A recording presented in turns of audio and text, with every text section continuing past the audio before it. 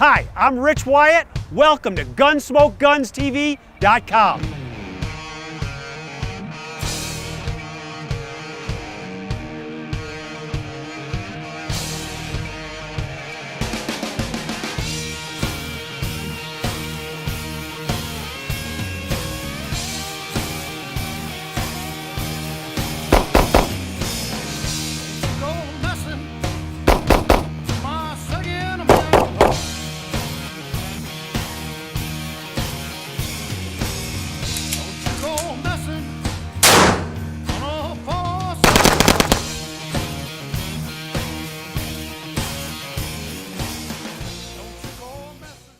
Welcome, folks. Today we're here, Bob and I, me and Bob, hanging out with a couple of battle rifles. Now, Bob, what do we got here?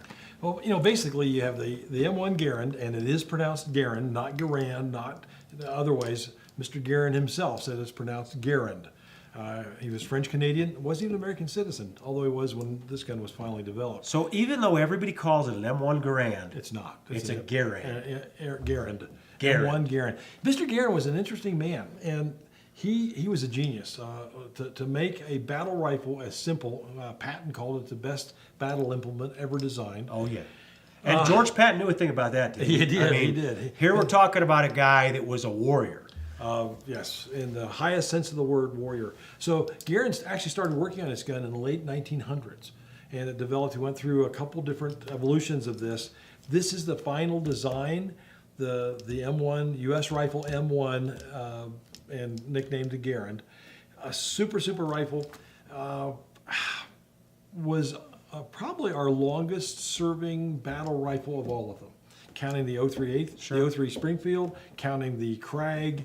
The M1 soldiered on, and actually still soldiers on, with drill teams and training commands like the Navy. I think they still use them at Great Lakes. The Honor Guard still uses them? Honor Guard still use them.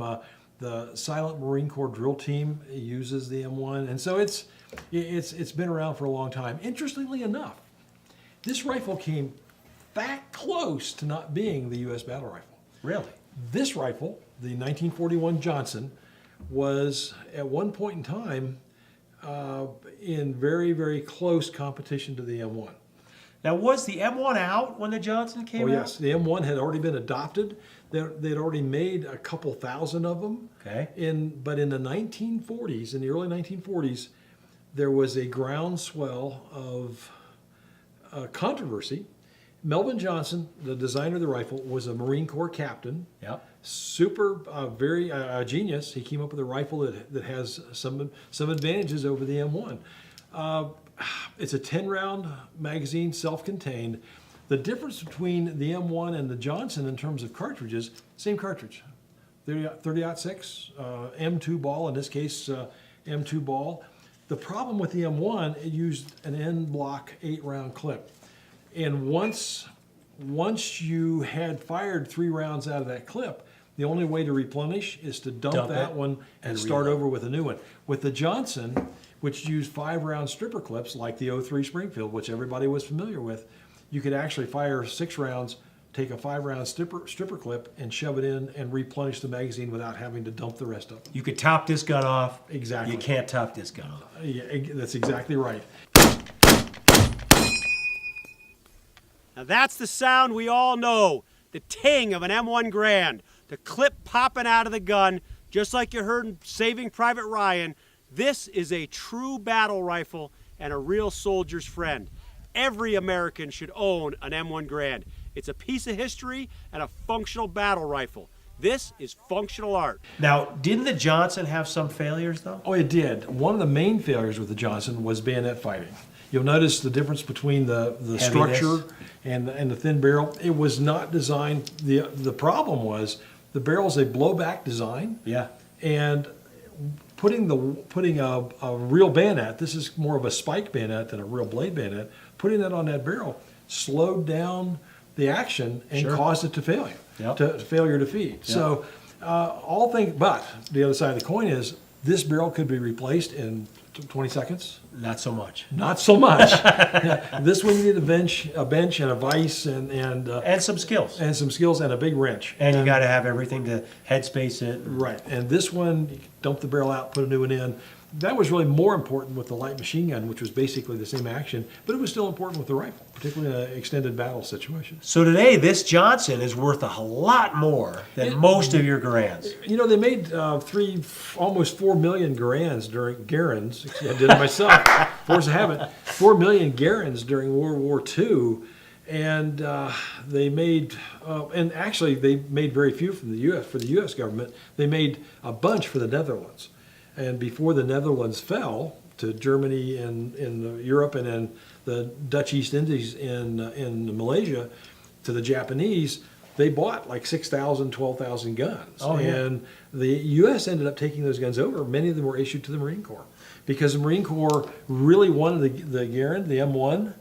And the Army is the firearm, the arms procurer for the Marine Corps. The Right. Navy does everything else, but the Army's the one who procures Gets the guns. And the Army was taking every M1 they could get. There's a joke. It's not really a funny joke, but there's a apocryphal story about on Guadalcanal. There was Marine Corps gunnery sergeant following close behind this U.S. Army tech sergeant, and an officer says, "Hey, Marine, what are you following?" "I'm waiting until he gets killed. I get his rifle." Yeah, Because right. they were desperate to have stolen out of they were desperate to get them. Exactly. The only real complaint that soldiers had during World War II, one of the complaints was it is sensitive to dirt, dust, Yeah. and freezing. And of course, they had a great way of getting around the freezing part of it. It happened many times. I understand. I wasn't there in Bastogne and at the Battle of the Bulge. The guys would urinate on the rifle to Warm it up, to melt the ice that was blocking it.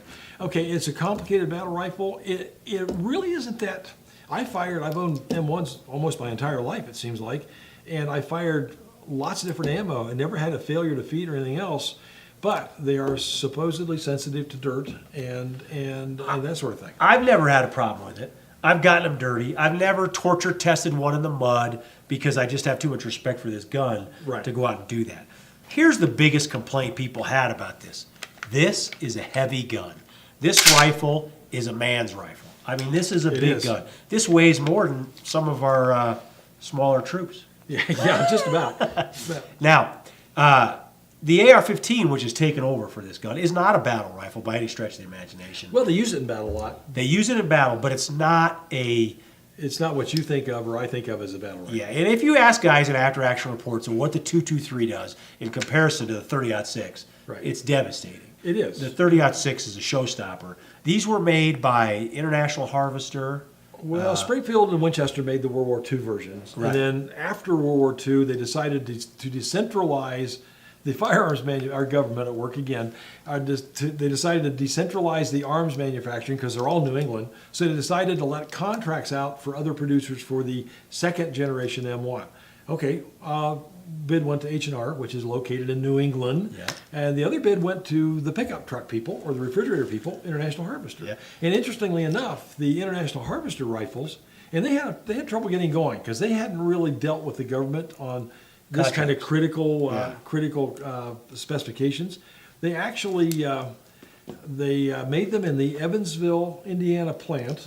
On one half of the plant, they were making refrigerators.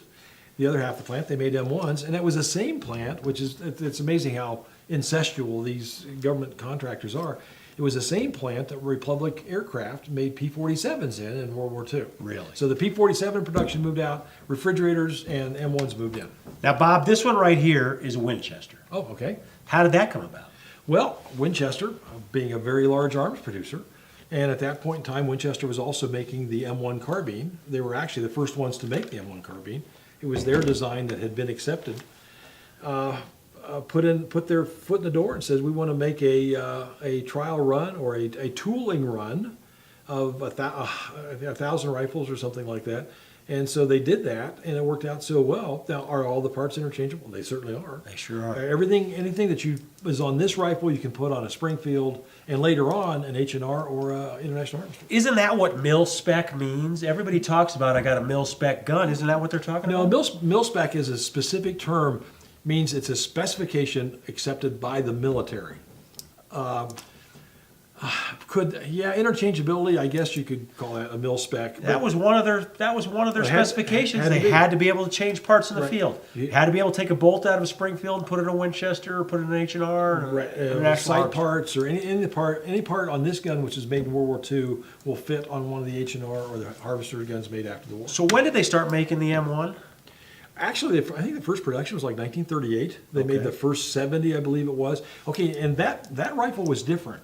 It was what was called a gas trap model, and it was really kind of a cool idea. It trapped the gas. There was a fixture that fit on the muzzle, and the gas was trapped, and this fixture went forced or turned back Deflected in, the gas back deflected in. back into the op rod cylinder, And- and that may work. Okay, a couple things. First of all, there was one little screw that held that on. It was not very sturdy for bayonet fighting. Secondly, the screw would loosen up, which would cause accuracy problems. Plus, it was a hard thing to keep clean. So, Mr. Garand went back to his drawing boards and came up with what's called the gas port model, which means there's a hole drilled in the bottom of the barrel right about there, and at that point, gas is removed from the barrel. That operates the piston inside the op rod chamber, Which runs your op rod right here. which operates that. That op rod piston's on the end of this one piece of machinery that goes into the cylinder. So Bob, we've told everybody about these Grands, and I think they might want to see them shot. You know, there are two things that really excite me, and the second one is shooting an M1. I don't even want to know what the first one Yeah, is. I have a I hunch. mean, that's a bad visual right now, Bob. The la la la la. Yep. Yeah, there's something about an M1 that if you ever fire one, you will immediately want one. I just don't know how you can't have one. I mean, What is not to like about this rifle? oh man. It's an adequate cartridge. It'll reach way out and send a message. Its ammunition is relatively easy to get, although not nearly as easy as it was 20 years ago. Sure. But it's a fun gun to shoot. Well, I think my first one came in at $179, mailed to my door. So we drop the clip in the gun, give it a little slam home, it's ready to go. The safety's inside the trigger guard. Bob, you ready? I'm ready. Let's let them rip.